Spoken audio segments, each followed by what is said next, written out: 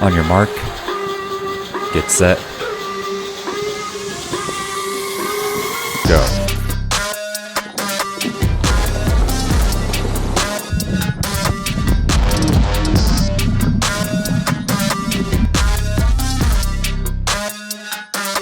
What's up guys, welcome back to yet another sup tip video, and today I'm talking about 3 tips that I do to help improve my beach starts for the sup races. Beach starts are a super common way to start a race, so making sure that you have a solid entry will set yourself up for better success in your race. Alright, so the first tip for having a solid beach entry is making sure you have proper handle position. Now on some boards, like this inflatable race board that I have here today, the handles already come in prefixed positions on the board. On other race boards though, like hard boards for example, you typically do have the option to move these front handles a little bit more around to kind of figure out what works best for you. But even if you have a race board with fixed handle positions like mine, you still have the ability to try different sides, different hands, different positions to see what works best for you as well. So the most common way most racers choose to hold their paddle board when entering the water is using both their hands. So they'll have one hand in the middle center handle and then the other hand more towards the front. By holding the board in this position, it simply allows you to carry the board with it already flat and even with the water.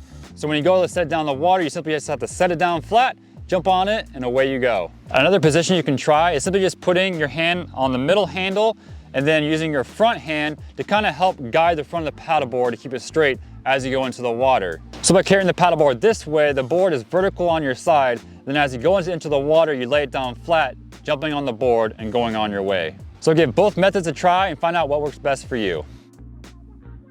All right, the next tip we're gonna talk about is paddle placement when you go to enter the water. Now this largely depends on where you have your hands on your paddleboard when you're carrying it. For me, for example, I like to use 2 hands on my paddleboard. So I have one hand in the middle and my other hand up front here. In this position, I have found that it's better for me to have my blade on my body side and then my shaft running across the paddleboard. I also have my hand closer towards my blade, but simply ensures that when I go into the water, my blade is not dragging in the water, causing me to slow down. Then once I'm ready to pop up and start paddling, I simply have to raise my paddle up, put my hand on the top of it, and you can see that my blade is already in the correct position to bury into the water and start paddling, making this the fastest option possible for me.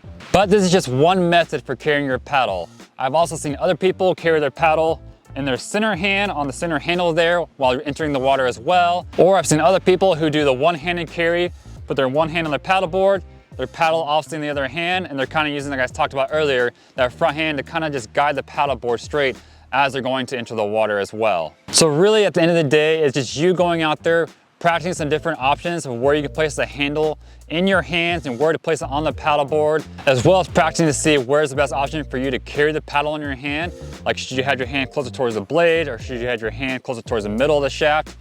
All those different variables are things to work on and practice and try new things to find the best combination that is best suited for you to have the fastest entry possible. So for me, as of right now, with this paddleboard and this paddle, I found that this combination and entering the water is the best suited for me.